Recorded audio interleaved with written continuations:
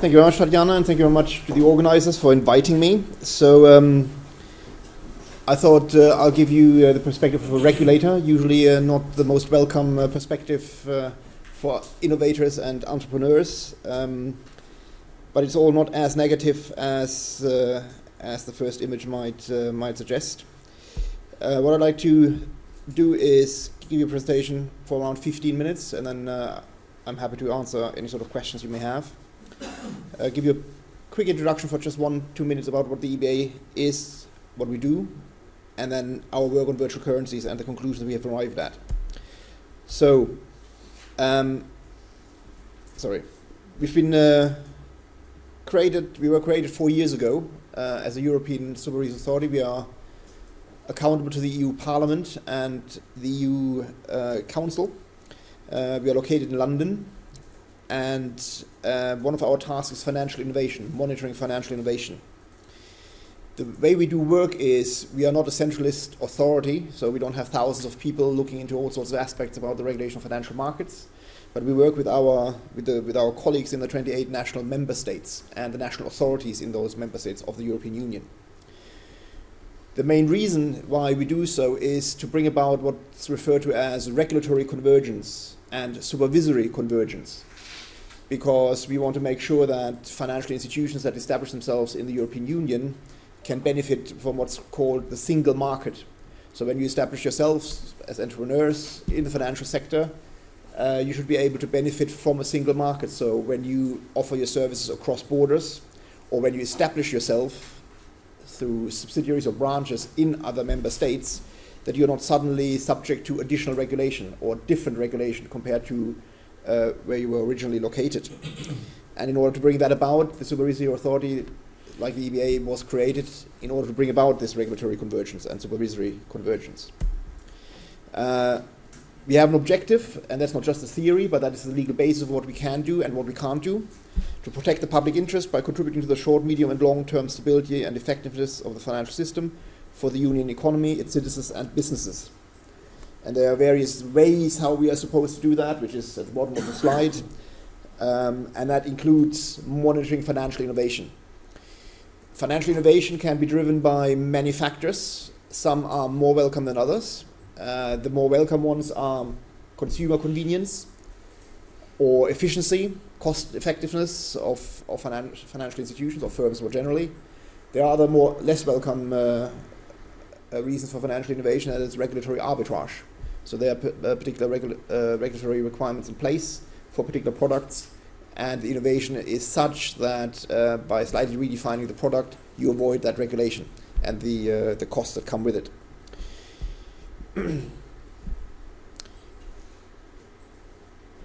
We do our work not just in any area that we think we may have an interest in getting involved in, but we are limited by what's called our scope of action, which in turn is defined by the European directives that fall into our scope of action.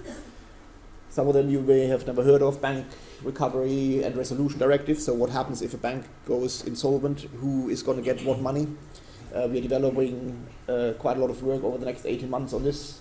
Capital Requirements Directive is a bit older, so how much capital banks should have in order to avoid that they actually become a problem and may need to be bailed out by taxpayers. Mortgage Credit Directive, Anti-Money Laundering Directive, which is a bit more relevant for virtual currencies, and then Electronic Money Directive, as well as the Payment Services Directive. And that is why we got involved in virtual currencies in the first place, and I'll come back to that in a few seconds. Final slide about just the EBA. What we do is the legal instruments that are available to us. We have various legal instruments at our disposal that we can direct at financial institutions.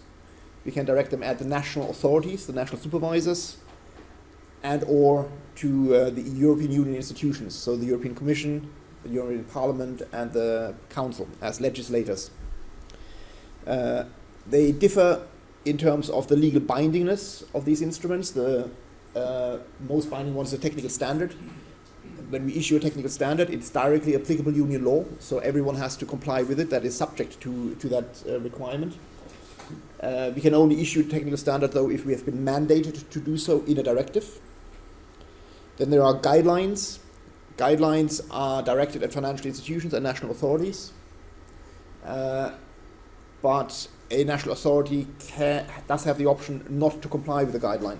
Given that we usually develop them jointly with them, it doesn't happen too often. We've issued 25, 30 guidelines over the last 4 years since we were created, and there were 1 or 2 where one authority said, this activity doesn't exist in my jurisdiction, or I don't have a national legal basis in order to implement the guidelines, so I'm not complying with it. And then crucially, in the case of virtual currencies, is opinions and warnings, because this is what we've used for our virtual currency work. We issued a warning in December 2013 on virtual currencies, so I'll come back to that in a second, and then 6 months later an opinion to national authorities and to the European Union institutions.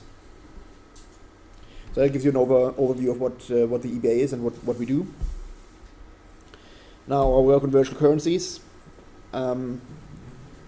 We have a task of monitoring innovation and taking action where we think it's required. There is a certain reason why we want to do that, and that is not in order to curtail innovation. We actually have an interest in making sure that innovation can flourish. There's nothing worse that can happen to innovation than a misappropriation scandal or IT issues or some other lack of security that actually makes that new market segment collapse before it actually really takes off. So we want to make sure that all market participants in that market segment that is evolving can have confidence in interacting with each other in that market segment. So we want to know what are the benefits of these innovations so that they can be harnessed in should we decide that some sort of regulation is required.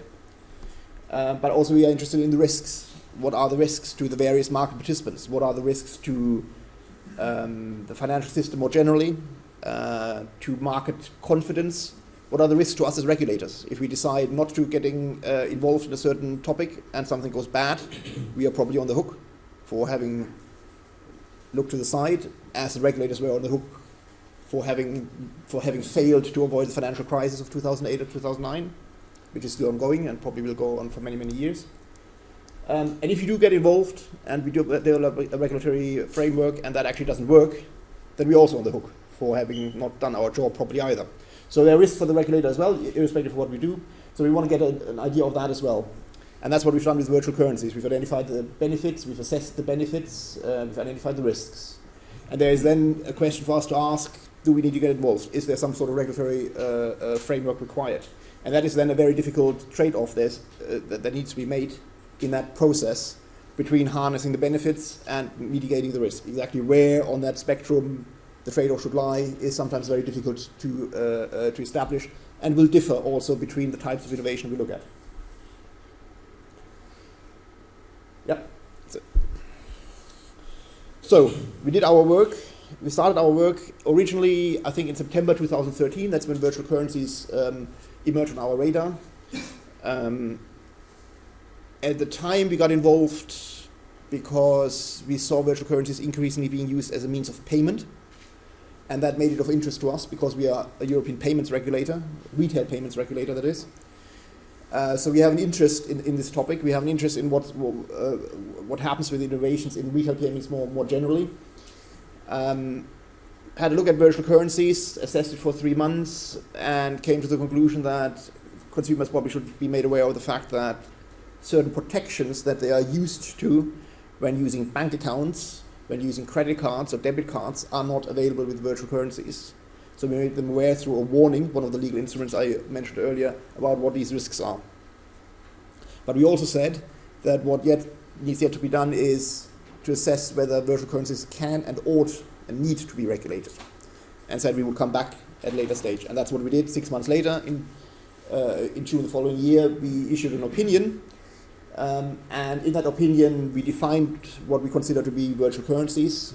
We also flagged that we probably would not necessarily agree with the term currency to explain what the phenomenon is about, but we have used the word because that's how it's being referred to in public, so everyone can relate to it. We've characterized it. We've identified the various market actors that operate in this segment, and then we looked at the benefits. And given the early stage of this phenomenon, we call them potential benefits because many of them are claimed benefits but have not yet often materialized. So we've identified 5 potential benefits that are attributed to virtual currencies: reduction in transaction costs, reduction of transaction processing time, general contribution to economic growth because of financial innovation, financial inclusion, and the security of personal data. And we've assessed these benefits against the situation in the European Union, which is our jurisdiction as a European Union regulator. So we looked at transaction costs and didn't come to too convincing a conclusion in terms of, we came to the conclusion that it's not too convincing a case within the jurisdiction of the European Union.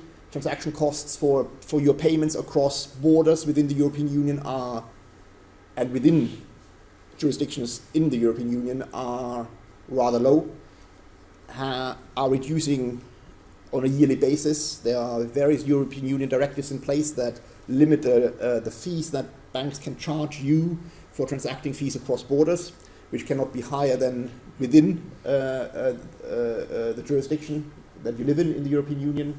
The same applies to reduction of transaction processing time, which is now to the next day. Many financial institutions are now on a near real-time speed.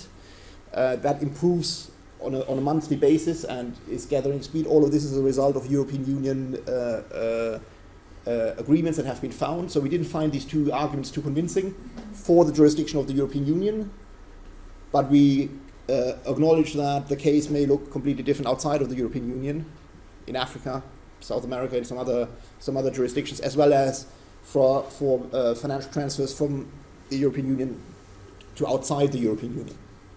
Then there's a general contribution to economic growth through innovation. We acknowledge that is indeed the case. Financial inclusion, we are again less convinced about.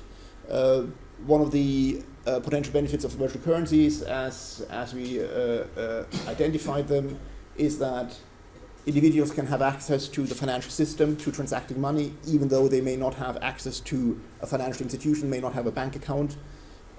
Again, for the European Union, again because of European Union directives, there is what's called the Payment Accounts Directive, which comes into effect next year, that basically grants every citizen in the European Union a right to access a bank account in its own member state as well as any other member state in the European Union. It's called a basic bank account, so you will not have necessarily a credit card facility or an overdraft facility, but you will have a right to a bank account. You don't even need to live in that member state, and you can open it, and that will be effective from next year. We are developing lots of products as a result of this directive. So financial inclusion in the European Union, again, not too much of a convincing case, but again, outside the European Union, this may indeed be more valid. And then another benefit, security of personal data. There we came to the conclusion, yeah, it's probably quite a good case, because you don't have to reveal your personal data for transacting money. You may indeed benefit in that respect. But of course there come some downsides and some risks with that particular benefit as well. So these were the benefits. Then we went to the risks. Don't worry, you're not supposed to be able to read what's on that slide. This is a copy and paste of basically an overview diagram. We had various categories of risk to consumers, to what we call here financial integrity, which is about financial crime and money laundering, to us as regulators. I think there are 2 down here, or down there somewhere. So all of these risks, I'm not going to go into any of these risks in detail. And you may take a photograph, but I don't think if you look at the photograph later on, you will be see a picture of me. That's very good. Thank you very much. But what I wanted to show you is these color codings here, because of course there may be lots of risks, but not all of the risks are of an interest to a regulator. We have to come and always come to a prioritization. Some risks we want to deal with, others we think can be left to the market, for the market actors to sort out. So we've prioritized them into green, which we ignore, medium, yellow, potentially, but red, absolutely, we probably would want to take a look at it as a regulator. So more than 70 risks we've identified. Some of them are very similar to other risks in payment systems, where there are established regulation at a European and a national level in place. But some of the risks are a bit quite more specific to virtual currencies and unique to virtual currencies, or cryptocurrencies as a decentralized form of virtual currencies. What was even more interesting, though, is actually not the risks, but the risk drivers. And I only have 2 more slides, I think, so I'll be at the end very soon. The risk drivers. So what are actually the drivers that bring these risks about? Because that is where we would need to tack our regulatory approach to. And again, lots of them on the list. Don't need to read them all. It's about inadequate IT safety, opaque price formation, lack of property of the market participants, and so on. I just want to focus on probably 1 or 2, which are very much at the top. And that is that the virtual currency schemes or the cryptocurrency schemes can be created anonymously, which is of course well known. We do not know, or maybe some of us do know, who the creators of Bitcoin are or any other virtual currency scheme. But it's not only about the creation of the virtual currency, but it's actually about the subsequent change to the functionality of the scheme.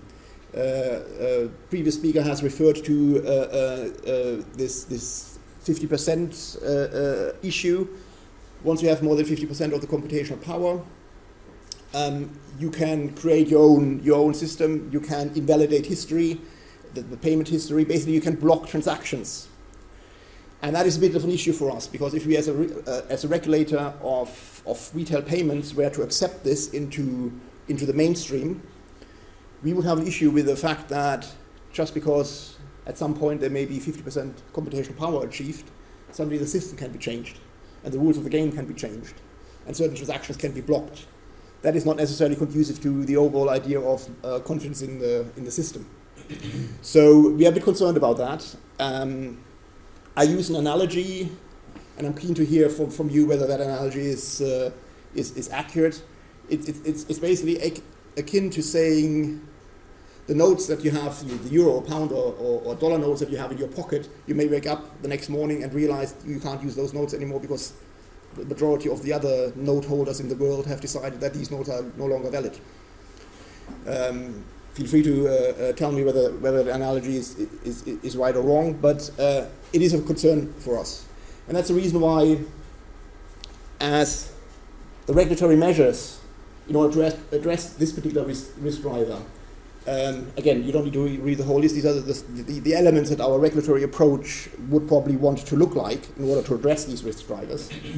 Again, many of them are quite well known. Due diligence requirements, fitness and probity standards that just apply to financial institutions more generally anyway. But the first one is a bit more unique, again, to address the unique element of virtual currencies.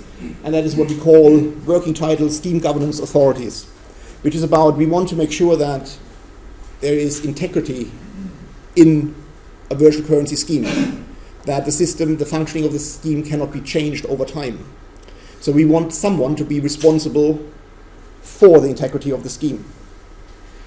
Not a public authority, not a regulator, so we understand the philosophical origins of virtual currencies, which is, don't believe the central banks, don't believe the central regulators like me, or like other speakers later on the panel. So because they are all bad people and they are ruining the economy. So we are happy to go along with a decentralized approach. That's not a problem for us. But that decentralized approach needs to deal with that 50% issue, because when we started talking to people in the virtual currency world and went to a couple of conferences 2 years ago, we said, what about this 50% issue? He said, are you addressing this or not? It's never going to happen. It's hypothetical, it's theoretical, it's not really a real risk.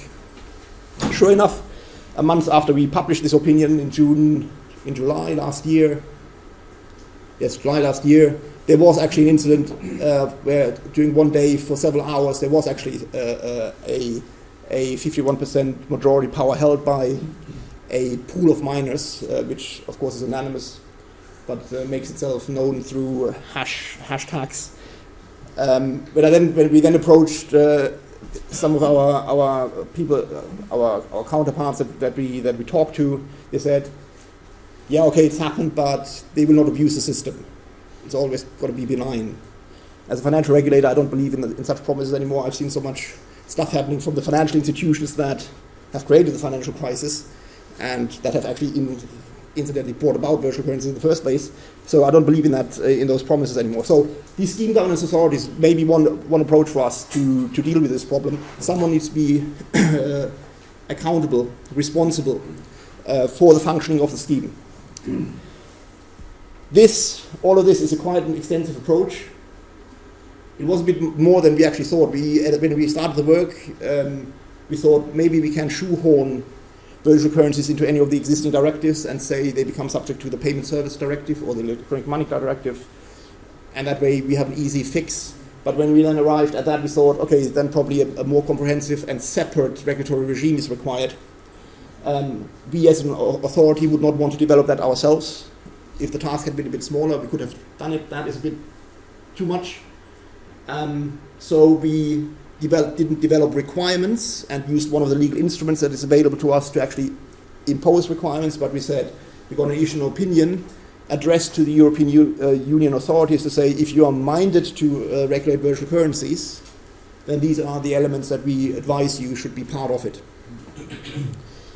We then thought this is going to take a while, and given the length that it takes the European Commission, Council and Parliament to actually develop something, it will take several years until this gets off the ground, if it ever gets off the ground. So we also developed and that's my final slide, a regulatory response in the meantime until this regulatory framework comes into place, if it ever comes into place. And that is where we tell the national authorities you should discourage the financial institutions that fall into your regulatory remit, that fall into the EBA's regulatory remit, to buy, hold, or sell virtual currencies. So basically what we are saying is we want to have a wall between the regulated system that we are responsible for and the virtual currency world.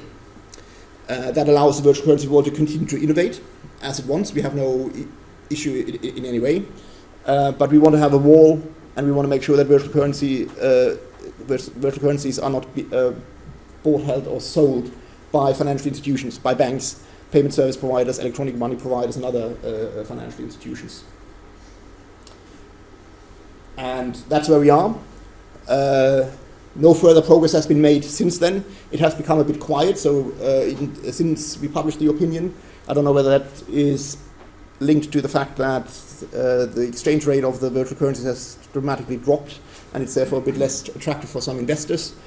We have no issue with virtual currencies as an investment. If someone wants to invest in it, then that's fine, and not a problem for us. As a means of payment, we still have an interest. It's become a bit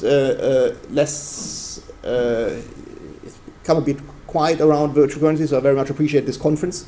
I'm going to stay until the end because there's some really interesting panels, and I want to get as much out of this conference myself. But for now, I'll probably just stop and take any questions on the presentation that I gave. Thank you very much.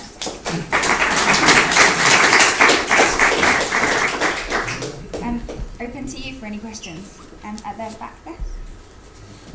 Steve Haubrich from Inspiring Company Limited. As loud as possible, please. You were mentioning... Sorry, can you say your name again? Sorry. Steve Haubrich. All right.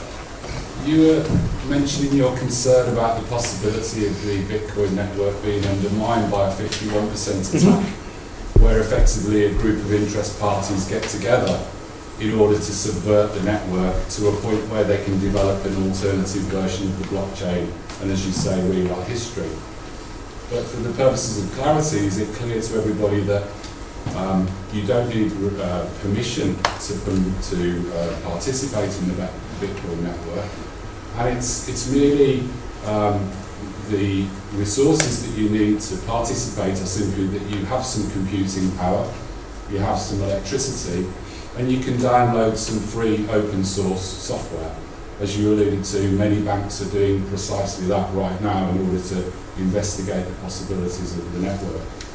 But I think it's also worth mentioning that the protocol of the Bitcoin network very strongly incentivizes participants in it to behave as good actors, to use the phrase, because it's designed to reward them way more in a more lucrative way by playing the rules fairly. So my question to you was, would it be in your interest, for the sake of security for the network, and also to ensure that the majority of users of the Bitcoin network become good actors, to simply encourage people to participate in the peer-to-peer system and be good actors rather than bad actors? And therefore, diluting the assembled power of some mining pools, which I think is a facet of the current adoption trajectory for this currency. So that would be my question. How would you feel about encouraging the ethos of mass participation by a broadly dispersed political, economic and social group in order to guarantee the security? Because that is the criticism that's levelled at banks that adopt blockchain technology because they seek to implement it within a closed network. Mm-hmm. Well,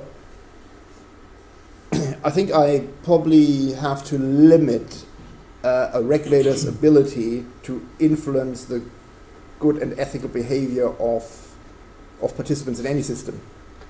We have significantly failed to do so over the last 10, 15 years. And I'm not quite sure whether we have the power to do so, because that would become politically quite controversial. And probably I have the same answer to the second question you asked about whether, I don't know what language you use, I can't remember, whether we would want to split these mining pools, these large mining pools. Again, that would be a very intrusive regulatory regime. We could probably do it, but given the philosophical origin of virtual currencies as a decentralized system without centralized control, I'm not quite sure whether that's in line with where the market participants would like to see the whole thing developing. A crucial element of the regulatory approach that we are suggesting is not that we are controlling the virtual currency schemes. We want a scheme governing authority to do it, which is not us. It is a private sector entity of whatever kind. I mean, the Bitcoin Foundation is now on its declining, it appears on its declining trajectory. 2 years ago, I would have suggested maybe Bitcoin Foundation would be one potential candidate. Maybe it's someone else. So we are quite receptive to the idea. Let's not control it centrally and just put a regulatory framework around it. So I would still like that to work. Like to make this work if I can, and have these scheme governance authorities splitting up mining pools and basically being very intrusive in that way would probably be counter to that philosophical idea that we are trying to follow, that virtual currency created. You noted that some of the risks posed by digital currencies are generic to all payment systems and some are specific to digital currencies. Could you elaborate a little bit more on the latter? Could I elaborate a little bit more on the latter? On the specific risks posed by digital currencies. Well, the specific risks, in one of that slide that showed the big table with the colors, are certain financial crime and money laundering risks, for example, where the identity of the individuals transferring the units would not be known unless some additional software is developed and plugged on top of the protocol in order to make that work, which we know that some virtual currency firms are working on that. So that would be some specific risks. There are other risks about what happens in case of fraudulent transactions. What happens if you have a fraudulent transactions on your bank account, on your credit card? You can go to your payment service provider and say, I want to have this reversed. How would this work in a virtual currency setting? What happens if you use your passcode to your wallet? There is no central bank or anyone who would reissue a password to you. So would you have lost? You will have lost as a consumer. You will have lost your VC unit. So these are some of the more specific virtual currency risks that probably do not exist in traditional payment systems, where you have a central player, whether it's a central bank or a regulator or actually a bank or payment service provider.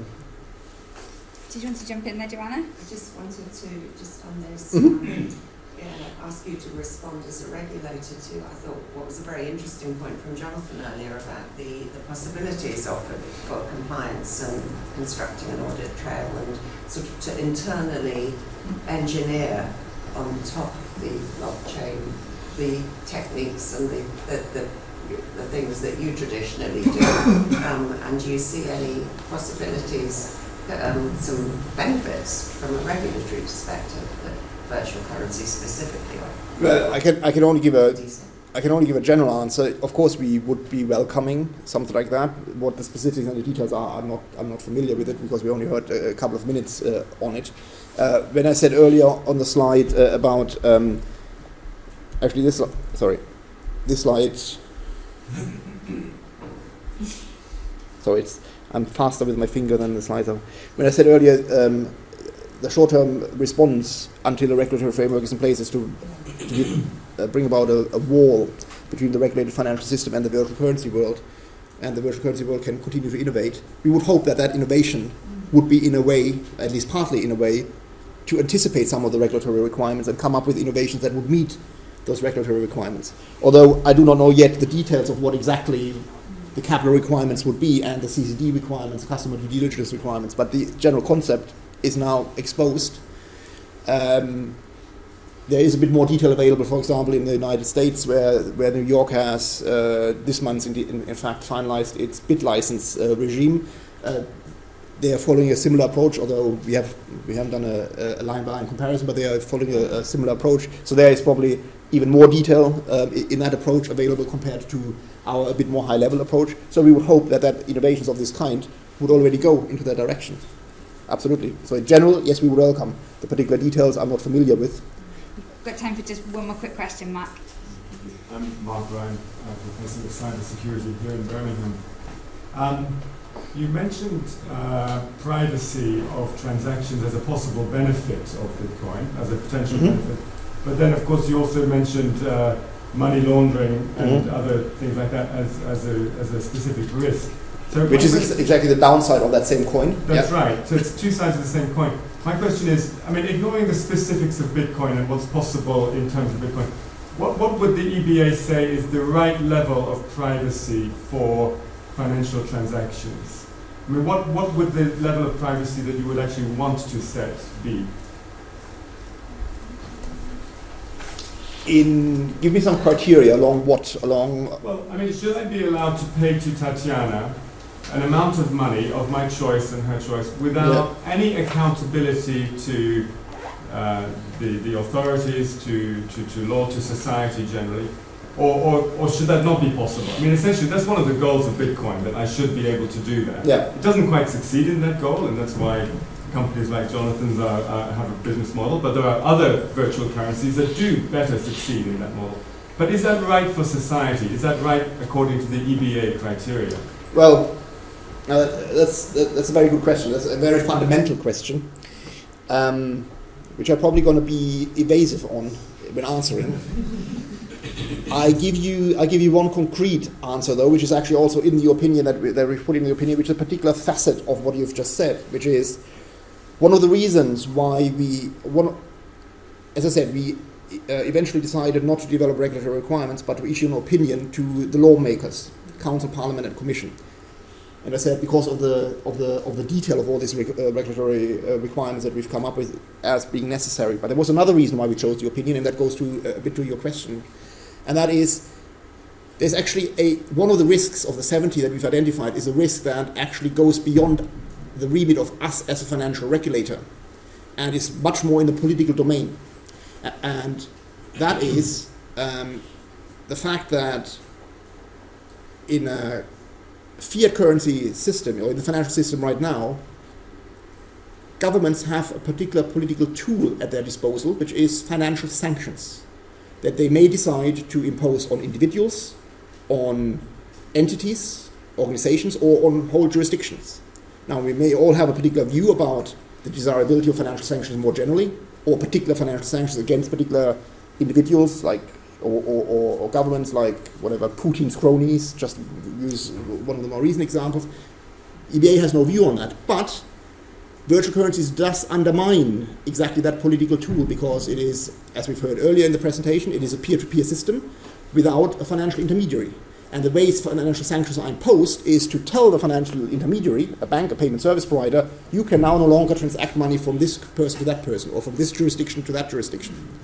And that is not possible with virtual currencies.